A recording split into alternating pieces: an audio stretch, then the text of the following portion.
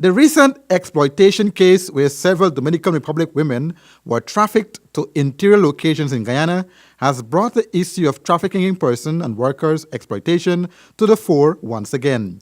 During a recent Meet the People Cabinet outreach activity in Linden, Junior Minister of Natural Resources, Simona Brooms, broke the news to GINA Communications Officer, Paul McAdams, when she was asked if there were any suspected cases in Region 10. She responded, Mining and forestry is taking place all over. I don't know if there are cases of trafficking here, or cases of trafficking all over the world, all over Guyana. So it will be something new or something that will jump out to me. But again, it is something that we're definitely addressing. And in this case with trafficking, I can tell you for forestry and mining, we're definitely taking the bull by the horn in this particular issue. Complaints about sexual exploitation, among other issues, have been received by government agencies.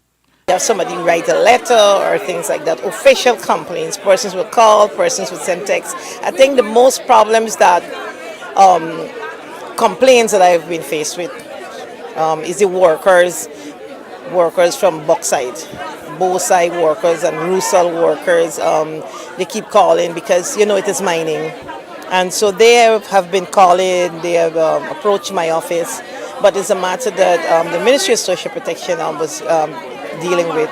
I'm not saying that workers that work in the mining sector that we don't have an interest, neither would we address concerns that come forward.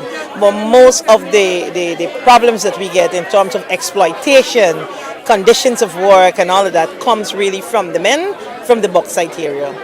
According to the US State Department Trafficking in Person 2016 report, Guyana has become a source and destination for men, women, and children subjected to sex trafficking and forced labor.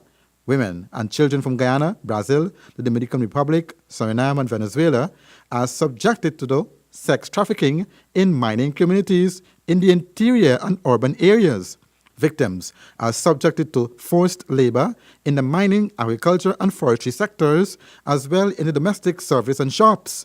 While both sex trafficking and forced labor occur in interior mining communities, limited government's presence in the country's interior renders the full extent of trafficking unknown. Children are particularly vulnerable to sex labor and trafficking. Guyanese nationals are subjected to sex and labor trafficking in Jamaica, Suriname, and other Caribbean countries. Some police officers are complicit in trafficking crimes, and corruption impedes anti-trafficking efforts. George, the APNU plus AFC coalition government are working tirelessly to stamp out human trafficking and exploitation of workers across Guyana. Measures have been put in place to deal with such cases using the full resources of the law. The Ministry of Social Protection Counter-Trafficking in Persons Unit has been working to beef up its staffing unit by including one detective and has been taking suspected companies and individuals to court. George, back to you.